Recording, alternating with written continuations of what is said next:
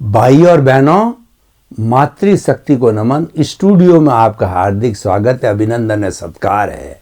सनातन सत्य कार्यक्रम के अंतर्गत हम आपको जीवन की अल्टीमेट रियलिटी बताते हैं कि जीवन की वास्तविकता क्या है और what is the universal truth, what is the सार्वभौम सत्य, और आखिर में असलियत क्या है।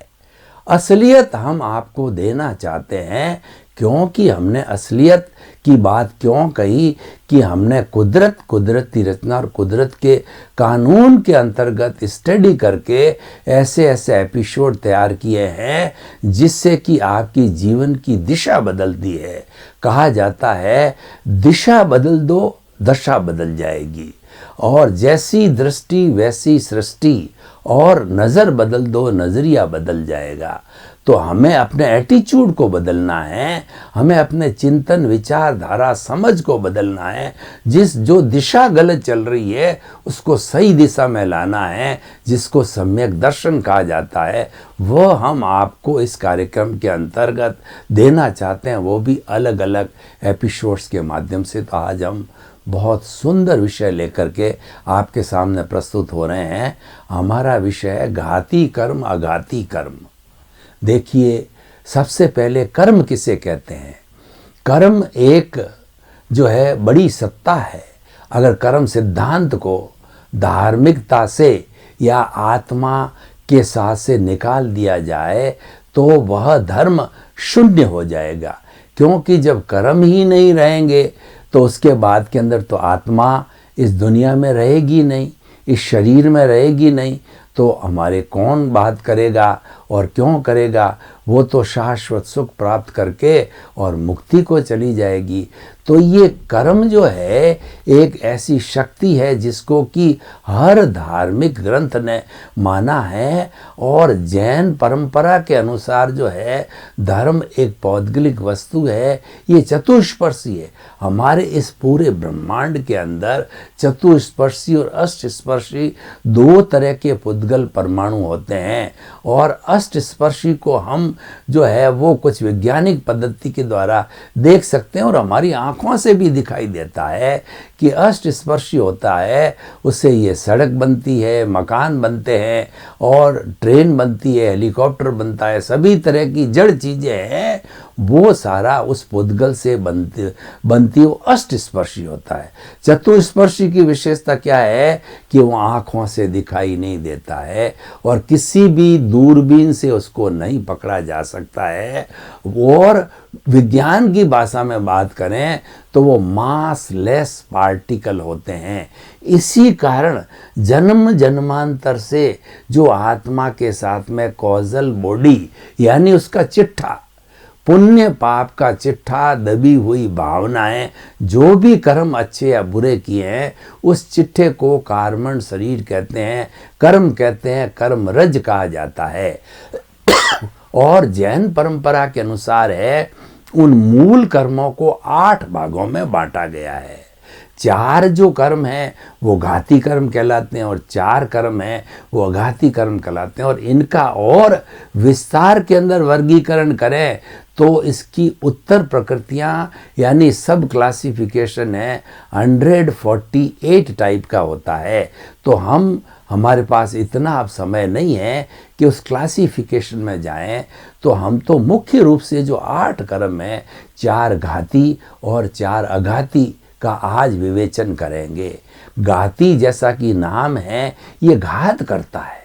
किसकी घात करता है? आत्मा की घात करता है, उसका गला घोंटता है, यानी आत्मा को जो है ये बाउंड कर देता है, विवश कर देता है कि वह शरीर में विद्यमान रहे। इसी कारण से जो है ये अनादि अनंत काल से जो है ये आत्मा इस शरीर के साथ जुड़ी हुई है। इसके बारे में भगवान महावीर को उनके शिष्यों ने प्रश्न किया कि प्रभु, आप रोज फरमाते हो कि आत्मा इस शरीर के साथ में जुड़ी हुई है, ये जैसे कि लकड़ी में अग्नि होती है, जैसे कि तिल के अंदर तेल होता है, उस तरीके से जुड़ी हुई दिखाई भी नहीं देती है, तो ये कब से जुड़ी हुई है? तो भगवान को भी इसका उत्तर ध्यान नहीं था। तो उन्होंने प्रति प्रश्न किया अपने शिष्यों को, आप बताइए कि पहले मुर्गी हुई या अंडा हुआ। तो शिष्य चिंतन करते रहे कि अंडे बिना मुर्गी नहीं हो सकती, मुर्गे बिना अंडा नहीं हो सकती। तो उन्होंने कहा, भगवान हम तो जो है निरा मूर्ख हैं और अज्ञानी हैं, आप इसका जवाब बताइए। तो भगवान ने कहा, मुझे भी मालूम नहीं कि ये कर्म शरीर और आत्मा कब से जुड़े हुए हैं। पश्चानुपूर्वी मानो अनादि अनंत काल से जुड़े हुए हैं। जुड़े रहने से आपको लाभ नहीं है, आपको लाभ ये है कि क्योंकि ये मानव जीवन मिला है और ये मानव जीवन के अंदर आप इनको अलग कर सकते हो। और dissociation of the karma from the causal body from the soul is called nirjara. तो भगवान ने कहा, मैं शिष्यों तुम्हें बताता हूँ कि धर्म दो है। एक धर्म तो होता संवर, यानी जो भीतर आपकी आत्मा के अंदर या कार्मण शरीर के अंदर जो कर्म आने का जो नाला है, वो नाला जो है उसमें मिथ्यात्व, विरति, प्रमाद, कषाय, योग, 5 जो कारण रूपी नाला है, उस नाले के अंदर खुला रखोगे तो कर्म भीतर आते रहेंगे। और उस नाले को बंद कर दोगे, यानी मिथ्यात्व जो की जगह आपने सम्यक कर लिया और अविरति की जगह विरति कर दी, प्रमाद की जगह अप्रमाद कर दिया, कषाय की जगह अकषाय कर दिया, योग की जगह योग कर दिया, यानी जो जो कर्म बंधन के कारण है उसका विपरीत आपने जो है उसका प्रतिपक्ष, उसका जो है प्रतिरोधात्मक शक्ति को पैदा कर दिया, उसको संवर कहते हैं। आश्रव का जो प्रतिपक्ष है वो संवर है, यानी वो नाला बंद होते ही संवर हो गया, आपका त्याग हो गया, पचकान हो गया, संकल्प हो गया कि मैं पापकारी प्रवृत्ति आगे नहीं करूँगा। तो उससे जो है कर्मों का आना बंद हो जाता है और कर्म आता है वह आश्रव और बंद होता है वह संवर। तो भगवान ने धर्म 2 कहे, संवर और निर्जरा। तो हम ये चर्चा क्यों कर रहे हैं? ये हम चर्चा इसीलिए कर रहे हैं कि हमको ये पूरा ज्ञान करना है कि कर्म क्या है, कर्मों की कितनी अवस्थाएं हैं, कर्म बंधन कैसे होता है और कौन सा कर्म किस कारण से होता है और उस कर्म को साफ करने के लिए उसका क्या उपाय है, उसका निवारण क्या है। हम कर्म बंधन के कारण और निवारण की दोनों चर्चा करेंगे, तो उससे हमारा विषय होलिस्टिक हो जाएगा और आप उन कर्मों की सफाई करके और जो प्रभु है भीतर, जो आत्मा है, जो हमारा अस्तित्व है, उसके अंदर आप वेदांत की भाषा में जीव ब्रह्म में लीन हो जाएगा और वह मुक्ति को प्राप्त हो जाएगा। तो अब देखिए कि ये तो हमने कर्मों की चर्चा की, अब कर्म 8 है और घाती कौन कौन से हो गए? जो आत्मा की घात करने वाले वो तो ज्ञानावरणीय, दर्शनावरणीय, मोहनीय और अंतराय, ये 4 बड़े बड़े पर्दे हैं। मैं आपको उदाहरण देता हूँ कि ये पर्दे जब आत्मा के पास पड़ते हैं तो आत्मा भारी होती है और ये जब पर्दे एक एक करके सफाई की जाती है, इन कवर्स को साफ करते हैं तो आत्मा हल्की होकर के ऊर्ध्वगामी हो जाती है और मुक्ति को चली जाती है। हम आपको उदाहरण देते हैं कि बाबा जी जो तुम्बी रखते हैं जिसमें पानी भरते हैं तो उसको क्या है, खोखला कर दिया जाता है तो वो हल्की होती है। उस तुम्बी को पानी में डालो तो वो पानी पे तैरती रहती है। अब हम जो है उस तुम्बी को एक आत्म स्वरूप माने, आत्मा का कोई शरीर नहीं होता है, पर रूपक के रूप में समझने के लिए उस तुम्बी को हमने आत्मा माना और उसके ऊपर धीरे धीरे करके एक एक जो है हमने किसी चीज़ का लेप बनाया, कोई चीज़ का मिक्स करके। तो पहला लेप जो है ज्ञानावरणीय, सुखाया दर्शनावरणीय, सुखाया मोहनीय और सुखाया जो है हमारा ये अंतराय कर्म। और उसके साथ शरीर के भी 4 अघाती कर्मों को जोड़ लीजिए। वेदनीय का कवर, आयुष्य का कवर, नाम का कवर और गोत्र का कर्म, तो 8 तरह के जो है लेप आ गए। तो अब इन लेप सहित अगर उस तुम्बी को पानी में डाल दें, तुम्बी भारी हो जाती है और वह डूब जाती है। देखिए कि लोहे का छोटा सा टुकड़ा भी जो है वह जो है पानी के अंदर डूब जाता है। और लकड़ी का अगर आपने थोड़ा तिरछा करके और उसको बना दिया नाव की तरह, तो नाव तक तैर जाती है, लेकिन जो है लोहे का छोटा सा टुकड़ा भी डूब जाता। क्यों? क्योंकि वो भारी है, वो प्रभु है, वो प्रभुता वाला है। और जो लकड़ी का बनाया है वो लघुता वाला, हल्का है, ऊपर जाता है, भारी नीचे आता है। हमको ऊपर जाना है, मतलब प्रोग्रेस करना है, ऊर्ध्वारोहण करना है चेतना का। तो अब इसी घाती कर्म की बात कहते हैं। ये घाती कर्म ब्रॉड फॉरवर्ड होते रहते हैं। आज का कंप्यूटर का युग है, ब्रॉड फॉरवर्ड होती हर एक चीज। तो घाती कर्म ज्यों ज्यों जन्म लेती आत्मा, कैरी ऑन जुड़ता जाता है, जुड़ते जाता है। ज्ञानावर्णीय ज्ञानावर्णीय में, दर्शनावर्णीय दर्शनावर्णीय में, मोहनीय मोहनीय में, और अंतराय अंतरा में जुड़ता रहता है। उसका वॉल्यूम, उसका घनत्व तो बढ़ता जाता है। या हम उसकी सफाई करते हैं तो घटता भी जाता है। तो इस तरीके से देखिए कि जो पहला आवरण ज्ञानावरणीय है वह क्या करता है कि हमारा जितना ज्ञान है, आत्मा अनंत ज्ञान वाला है, उसके ऊपर पर्दा डाल देता है। और अनंत ज्ञान की लास्ट परिणति होती है, वह होती है केवल ज्ञान। उस केवल ज्ञान पे पर्दा डाल करके और ईश्वर बनने से इसको रोकता है। और साथ साथ मैं आपको बताता जाता हूँ कि बंधन के कारण और निवारण भी साथ साथ लेता जाता हूँ।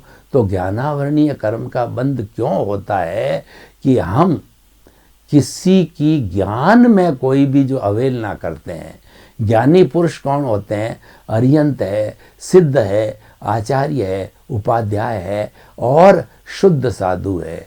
ये ज्ञान के पुंज होते हैं, इनके नाम की अपन माला फेरते हैं। और भी साधक हो सकते हैं, ज्ञानी कोई भी हो सकता है, लेकिन प्रतीक रूप के अंदर मुख्य रूप से हमारे ये जो पंच परमेष्टि है वो ज्ञानी होते हैं। ज्ञानियों की अवहेलना करना, तिरस्कार करना, इनको गाली देना और इनको समझना कि ये तो आडंबर है, ये तो कुछ भी नहीं है, और ऐसे वैसे उसके बारे में निंदा करना, ये सारा हम ज्ञान की जितनी निंदा करते हैं और ज्ञान में बाधा डालते हैं। कोई बच्चा पढ़ रहा है, उसकी किताबों को फेंक दिया। कोई दान दे रहा है किसी ज्ञान का स्कूल बनाने के अंदर, कॉलेज बनाने के अंदर, किसी को स्कॉलरशिप में, उसमें रोड़ा डाल दिया। हर तरह के ज्ञान के अंदर बाधा डालना, ज्ञान का तिरस्कार करना है, ये ज्ञानावरणीय कर्म बंधन का कारण बन जाता है। और वो ज्ञानाबंदी का कारण है वो हमको, क्योंकि आत्मा का गुण है ज्ञान। आत्मा के 4 गुण हैं, जैसे अनंत ज्ञान, अनंत दर्शन, वो दर्शनावर्णीय, और अनंत जो है वह हमारी शक्ति, वो हमारा अंतराय कर्म है। और अनंत सुख वो है मोहनीय कर्म, उसको ढकता है। तो चारों जो विशेषता है उन पे 4 बड़े बड़े पर्दे पड़े जिसकी हम बात करते हैं। और अब हम दूसरे कर्म पे आते हैं कि जो दर्शनावर्णीय कर्म का बंधन क्यों होता है कि जो ज्ञानी होता है वही दर्शनी है। दर्शन का अर्थ होता है फेथ, दर्शन का अर्थ होता है विश्वास। तो विश्वास हम किसकी करते हैं? हम ज्ञान का विश्वास करते हैं। क्या आप अज्ञान का विश्वास करोगे? अज्ञान का विश्वास तो डुबाएगा। चोर लूचे लफंगे का विश्वास करोगे तो वह आपको बदनाम कर देगा। हम तो सज्जन व्यक्ति का विश्वास करते हैं, हम तो भगवान का विश्वास करते हैं। तो ये सारा अनंत दर्शन कहलाता है। ये दर्शनावर्णीय कर्म उसको रोकता है। जितनी हमारी फेथ है, श्रद्धा है, ईश्वर के प्रति जो श्रद्धा है, उसको रोकने वाला जो है वो हमारा दर्शनावर्णीय कर्म है। दर्शनावर्णीय कर्म को एक पुजारी की उपमा दी है कि मंदिर खुला है और मंदिर के ऊपर पुजारी ने आकर के और पर्दा डाल दिया।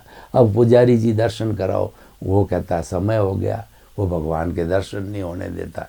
इस पर एक जोक आता है कि एक बड़ा व्यक्ति, एक छोटा व्यक्ति गया कि भगवान के दर्शन कराओ, तो पुजारी जी ने यही जवाब दिया कि भाई भगवान के पट बंद हो गए, टाइम हो गया। एक दूसरा जो है धनवान व्यक्ति आया, उसने 100 रुपये का नोट पुजारी जी को पकड़ाया और पुजारी जी ने पर्दा खट दूर कर दिया, उसने दर्शन कर लिए। तो उसको पहले व्यक्ति ने पूछा, भाई तूने ऐसा क्यों किया? तो उसने कहा कि ये पट मैंने नहीं खोले हैं, ये पट तो लक्ष्मी जी, यानी जो 100 रुपये का नोट वो लक्ष्मी है, उसने पट खोले हैं भगवान के। ये तो जोक रूप में, लेकिन दर्शनावर्णीय कर्म पुजारी की तरह है, और ज्ञानावर्णीय जो कर्म आँख पे पट्टी बांधने के समान है। पट्टी बंधी हुई दिखता नहीं है तो हमारा ज्ञानावर्णीय कर्म है, स्मृति नहीं होने देता है, ज्ञान को बढ़ने नहीं देता है, हम अज्ञानी रूप के अंदर रहते हैं और हमको किसी तरह का आत्मज्ञान नहीं होता है। संसार का ज्ञान तो हो सकता है, लेकिन सारी बात है वो आत्मज्ञान की चल रही है। तो ज्ञानावर्णीय, दर्शनावर्णीय और तीसरा मोहनीय कर्म, ये शराबी की तरह होता है। शराबी है, उसको कोई भान नहीं होता है कि सामने मेरी बेटी है, एक माँ है, पत्नी है, कैसे बिहेवियर करूं, और वो शराब पी के सड़क पे पड़ जाता है, सड़क के सेंटर में पड़ जाता है, गाड़ी ऊपर से चल जाती है और कोई बहुमूल्य घड़ी, पर्स वगैरह लोग लूट लेते हैं और नाली के अंदर पड़ जाए, उसको कुछ भान ही नहीं है। तो मोहनीय कर्म जो है ये हमको संसार में भटकाता है, हमको सच्ची चीज़ का मालूम ही नहीं रहता। हम तो कहते हैं खाना पीना 5 इंद्रियों का सुख है, वही सबसे बड़ा सुख है, और उसी में ही मज़ा मनाते हैं, आनंद करते हैं, और सारी जिंद आया राम गया राम, जैसे आए वैसा का वैसा खा पी करके चले गए। अरे भाई, खाने पीने के लिए या इंद्रिय सुख का भोग करने के लिए, धन दौलत मात्र कमाने के लिए जो है ये शरीर नहीं है। वो तो आपका जो है वो पुण्योदय, वो अपना काम करेगा, वो तो होता रहेगा, आपको उसमें, आप उसके अंदर कोई आपकी योग्यता नहीं, वो तो लेके आया पीछे। आपको करना क्या है? आपको करना ये है कि ये जो कर्म है इनकी सफाई करो। और उनकी कर्म की सफाई कब होती है? कि जो मालिक है, मालिक को याद करो। वो कहता है प्रभु दर्शन और हरि दर्शन, हरि की कथा करना, प्रभु को पहचानना, सेल्फ रियलाइजेशन करना, इसके लिए हमको भेजा गया है। खैर, ज्ञानावर्णीय, दर्शनावर्णीय, मोहनीय कर्म बंधन के कारण होता है कि जितना अटैचमेंट, मेरा घर, मेरा परिवार, मेरा धन, मेरा दौलत, मेरे बच्चे, मेरी पद, मेरी प्रतिष्ठा, मैं इतना बड़ा आदमी, मैं, जितना भी मैं और मेरा का संसार, कर्तापन, ऑनरशिप, डूअरशिप जितने भी है, वह सारा जो है मोहनीय कर्म का संसार है। और मोहनीय कर्म बनता क्यों है? इन चीज़ों में अटैचमेंट करने से। और मोहनीय कर्म जो है हटता कैसे? अनासक्ति से। आप ये सोचते हो कि भाई धन दौलत मुझे क्यों मिल रही है? क्योंकि पिछले जन्म में मैंने पुण्य का संचय किया, उसका उदय प्रारब्ध आया तो मिल रही है। ठीक है, मिलने दो, कोई बात नहीं है। लेकिन ये अपना काम कर रहा है, मैं तो अलग हूँ इससे, ये तो जड़ है, ये तो आज धन है और कल ख़त्म हो जाए, फिर भी है तो अच्छी बात है। आप अपने परिवार के लिए उपयोग करो, अभावग्रस्त लोगों हैं उनको दान दो, पुण्य दो, अच्छी बात है। लेकिन ये मैटर अलग है, जड़ से आप ज़्यादा चिंतन नहीं रखना है। आपका जो पाड़ा होना चाहिए, आपका जो पक्ष होना चाहिए, आपको जो करना है वो चेतना के साथ में करना है। तो ये मोहनीय कर्म बंधन और निवारण हो गया। और चौथा अंतराय। अंतराय कर्म का अर्थ होता है कि हमारे कोई न कोई बाधा लगना। आप इतना कठोर परिश्रम करते हो लेकिन आपको धन की प्राप्ति नहीं होती, और एक कहीं ऑफिस जाता नहीं है और बैठा बैठा फ़ोन पे बात करके करोड़ों रुपया कमा लेता है। शेयर वाला है या और भी कोई काम वाले हैं वो कमा लेते हैं। आज रिलायंस वाले इतने बड़े अरबपति खरबपति, विश्व के माने हुए धनाढ्य लोग हैं, और मेहनत तो उससे ज़्यादा लोग करते होंगे, तो वो तो नहीं हुए, वो अपना अपना पुण्योदय है। तो यानी कि ये हमको लक्ष्मी का अंतराय क्यों लगता है? अंतराय लगने के 5 कारण है। दान, लाभ, भोग, उपभोग और वीर्य।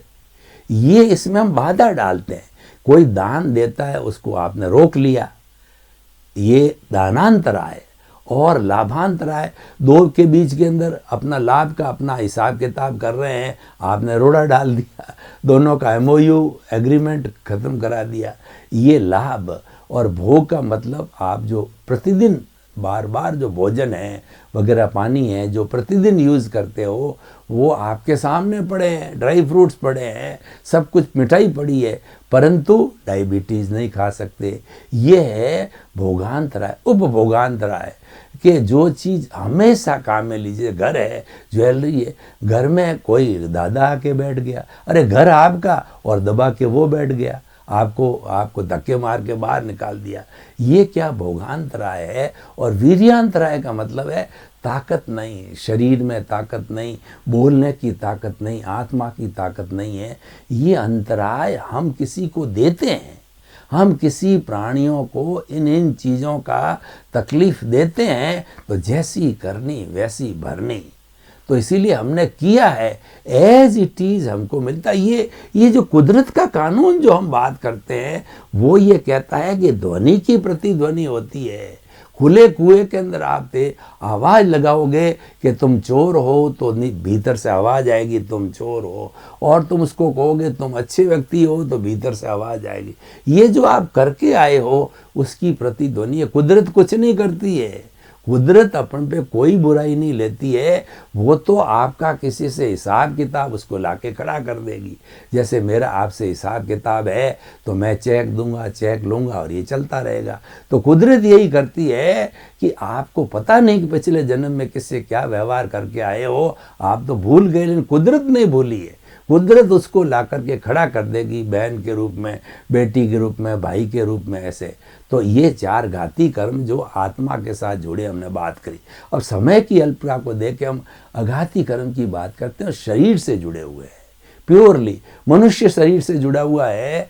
तो चार अघाती कर्म है। वेदनीय कर्म, वेदनीय कर्म, ये चारों कर्म शुभ और अशुभ होते हैं, और वो घाती कर्म एकांत अशुभ होते हैं, क्योंकि आत्मा का गला घोटते हैं। शुभ होने का प्रश्न नहीं। शुभ तो कब होगा कि जब वो मिट जाएंगे, समाप्त हो जाएंगे, धो दिए जाएंगे, पर्दे हटा दिए जाएंगे, तो ऑटोमेटिकली वो तो मुक्ति है, आत्मा वो तो मुक्त हो जाएगी। लेकिन जो हिसाब की बात है वो अब अपन करते हैं कि जो वेदनीय कर्म है ये दो तरह का होता है, साता वेदनीय और असाता वेदनीय।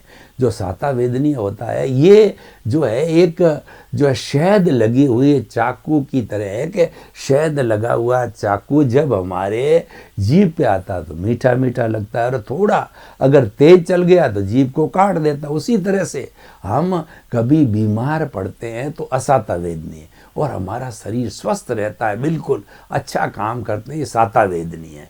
तो ये शुभ और अशुभ हो गया।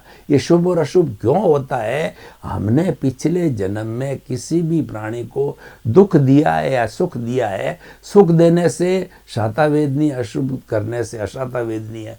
और नाम कर्म की 103 प्रकृतियां हैं, वो है गति है, जाति है, और वर्ण, गंध, रस, स्पर्श, और इसका लंबा खाता है। ये शुभ और अशुभ दोनों होते हैं, यश अपयश भी होता है। यानी ये सारा जो है शुभ अशुभ रूप के अंदर मन वचन काया की जितनी भी क्रियाएं हैं ये सब नाम कर्म से जुड़ी हुई है। ये शुभ क्यों है? स्वर शुभ है, स्वर कोकिला है, किसी को जो है वो यश मिलता है, किसी को लोग सब चाहते हैं, और किसी को कितना ही करे, कितना ही धन दे, उसको चाहते नहीं है। ये सारा नाम कर्म से जुड़ा हुआ है। और गोत्र कर्म सोशल स्टेटस देता है कि ये जो अमीर घर का बेटा है और ये गरीब घर का बेटा है, जितना भी गोत्र यानी सोशल स्टेटस देने वाला ये शुभ अशुभ है, ये हमारा गोत्र कर्म होता है। आयुष्य कर्म का जो हमने बात की वो होता है नरक गति, तिर्यंज गति, मनुष्य गति, देव गति। हम मनुष्य गति में शुभ आयुष्य है, और नरक गति वाला अशुभ है, तिर्यंच वाला अशुभ है, देव गति वाला शुभ है। तो ये शुभ और अशुभ हमारे ही किए हुए हैं, ये हमने जैसे बंधन किया है, और जिसके हमने कारण और निवारण एक एक का बताया है। तो इसीलिए क्या है, उसके अनुरूप हमें जीवन ढालना चाहिए। तो कुल मिला के अगर हम निष्कर्ष के रूप में बात करें तो कर्मों का बंधन हमारे भावों से होता है। As you will sow, so will you reap. आप जैसा बीज बोगे वैसा फल मिलेगा। आपने अगर बीज धतूरे का बोया है और 12 वर्ष तक आप इंतज़ार करो कि मुझे, जैसे हमारे यहाँ राजस्थान में आंकड़ा होता है, तो आपने आंकड़े का बीज बो दिया और आप इंतज़ार करो कि मेरे को जो आम का पेड़ मिलेगा, दोनों की शक्ल एक जैसी होती है, कैरी की और जो आंकड़े की, तो वो नहीं मिलेगा। क्योंकि आपने बोया वही है। इसीलिए जो है हमें इस सारे जो है एपिसोड का अर्थ यह है कि आप किसी के साथ व्यवहार करो, अच्छा करो, और ऐसा व्यवहार करो जो कि आपको प्रिय नहीं है तो वो मत करो, और करने का नहीं, आपको जीवन में उसके सोचने के अंतर है। तो इसी क्रम के अंदर वो हमारा सर्वे भवन्तु सुखिनः सर्वे सन्तु निरामया, जगत के सभी जीवों को सुख मिले, शांति मिले, आनंद भले, आप सताई होकर के और अपने परिवार के साथ में खूब परोपकार करके जीवन को धन्य बनाओ।